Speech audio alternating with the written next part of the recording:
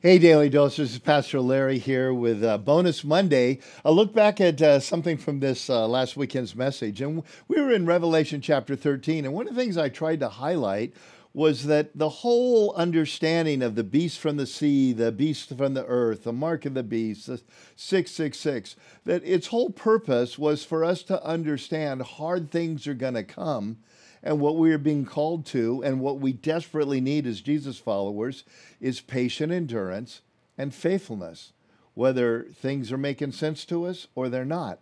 And it reminds me of a passage from the Apostle Peter in what we call First Peter. In chapter 1, he's talking about trials. And he says this of these trials: "In this you all greatly rejoice, though now for a little while you may have had to suffer grief in all kinds of trials." Not you may be suffering, but you may have had to. It was necessary. Why? "These have come so that the proven genuineness of your faith, of greater worth than gold, which perishes though refined by fire, can result in praise, glory, and honor when Jesus Christ is revealed."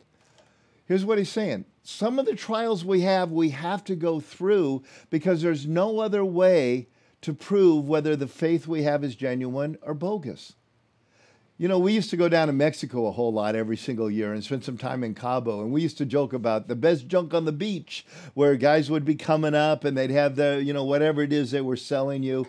And you would have all of these knockoffs of various things. And you buy it, it's a knockoff or whatever, but you could come home and you could try to impress your friends, or you could give it to somebody as a gift and say, "Oh, hey, here's this expensive whatever it would be." But you know what? With the passage of time, a little bit of water around it, a little bit of heat, just you name whatever it would be. With the passage of time, that sucker wouldn't work anymore. And up until that happened, you'd have no idea. Or let's say you gave it as a gift to somebody to impress them, kind of a big hat, but you ain't got no cattle type of gift.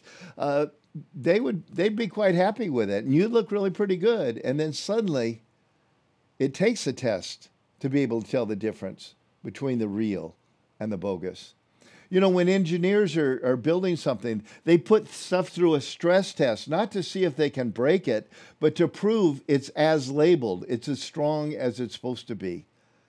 And one of the things we just aren't taught often enough as Jesus followers today is our faith is going to be tested. And when it fails, it's not because the test was too hard, it's because our faith wasn't real. 1 Corinthians 10:13, another passage we've often quoted: "God will never let us be tested beyond what we are able.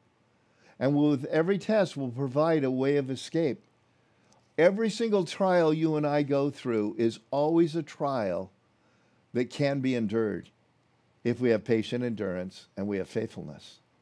And when it's not endured, guess what it's a sign of?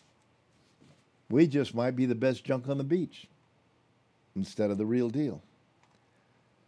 You see, the calling of Scripture is always for patient endurance and faithfulness. And the promise of Scripture is everything we've been promised, we will receive. I don't know what you're going through, but I can tell you this: hang tough, hang obedient, and you'll be glad you did.